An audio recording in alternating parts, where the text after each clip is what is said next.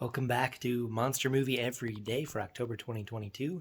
Today's is Son of Dracula, and this is for October 18th. It's from 1943 and has Lon Chaney playing Count Dracula. This guy gets around. Alright, so the titles on this thing are actually pretty awesome. Look at this. Look at that. So I was wondering, when it's called Son of Dracula, just like I was wondering about Dracula's daughter, like, who is this guy? How, like, is he like the actual offspring of Dracula, or is he one of his like people that he bit, or what? But anyway, don't worry about getting that question answered, because it's not.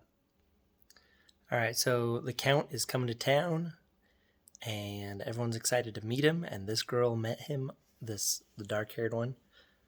Boop. She already met him before the movie starts, which sounds kind of interesting, and apparently is allured by the occult, and everyone's like, hey, stop being into creepy stuff, and she's like, no, you're dumb and you don't know stuff. Anyway, she has a fiance. Dracula's coming to town, and we're gonna see what's going on. She's into occult stuff, so we're gonna find out why she's into it and what happens. Special effects improved a lot this time around, except for the bat. Does still look terrible. All right, so this shot coming up here definitely is a contender for one of my favorite shots. Look at that.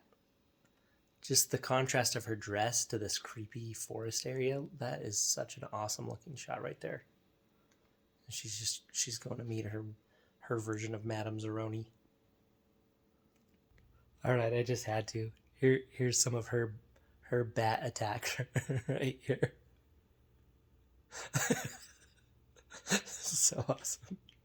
All right, one of my very favorite parts about this movie are all of the transitions from Dracula as a person to Dracula as smoke or bat. And right here is the first time that you see him transition from a person into a bat. I just think it's really clever. Kind of backs up into the camera, and then the bat comes out.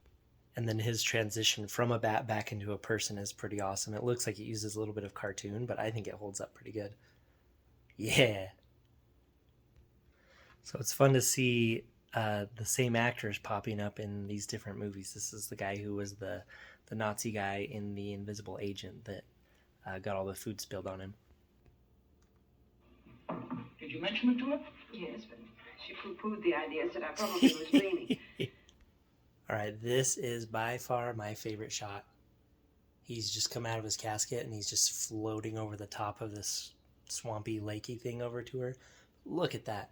I mean, filming the TV doesn't really do it justice, but I'll let it move a little bit so you can kind of see the motion of it. Look at that, though. Oh my gosh. Yeah, when it showed that part, I was like, that is my favorite shot in this movie. So beautiful. All right, so some crazy things have gone down. The girl married Count Dracula, and her fiance shows up and shoots him, but it goes through him, spoiler alert, and into her, and she drops dead. And it's like, people, pay attention to your backstop when you're shooting. It's like, come on, please don't carry a gun if you're not going to pay attention to the backstop. Goodness gracious.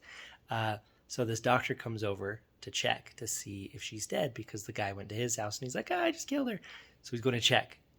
And look at this. This is what he walks in on. He's thinking, he's been told that she's been killed. Check this out. Look at that. Also, look at the detail. Looks great. Anyway, that's really, really creepy.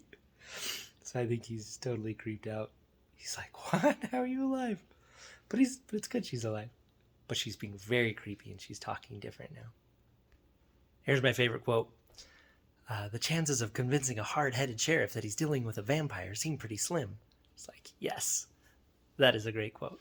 So you have this professor guy and this doctor who basically are decided to take it upon themselves to hunt the vampire. Anyway, so it's just cool to watch these guys trying to solve this mystery as it's going, and the police don't really know what's going on. And also, when you find out the girl's motivations for marrying Dracula, it's pretty crazy. All right, so Frank is on his way to see if he can go destroy the Dracula's little sleepy beddy place, and the music on this part is so cool. Listen to this. I don't know how long I can do it for. Right there. Gets a little crazy. Right there. Yes. Okay, and then another one of my favorite shots is right after that part. So the music starts getting crazy, and then the camera kind of follows him down this little tunnel thing. It's a little hard to see it like this, but we'll give it a go. Look at that. Okay, so I actually really liked the ending of this movie. Uh, this guy had a serious choice to make, and I thought it was awesome what he did. Anyway, I think it's cool what he decides to do based on what she told him that she wants to do. And yeah, I liked it. I think it's not as good as the other Dracula movies, but it's definitely up there. It's like middle of the road as far as the 30 movies, the ones I've seen so far, like upper middle. So it's definitely one of the good ones. The plot was really interesting. It was a little bit longer. It was, how long is this movie? Hour and 20 minutes. It's a little bit longer, but it was good. It didn't waste any of the time, and it had some really cool like Dracula effects, like where he would turn into mist or the bat or float across the water. It had some really cool stuff like that. Lon Chaney was okay, Dracula. Uh, he didn't have to be the other Dracula because it was clear that he was not the original Dracula, and it never answers the question of where he came from. We just assume he's came from the other Dracula somehow. As far as the Blu-ray itself goes, it looked pretty good. It did that blurry transition thing between some of the scenes where it's about to transition and it goes blurry. But other than that, it looked pretty good. The sound was good, except for I feel like I had to turn it up higher than normal to be able to hear it well. So it was okay. So decent Blu-ray. I've been really overall the Blu-rays have actually been really pretty great in this set. I've been really impressed.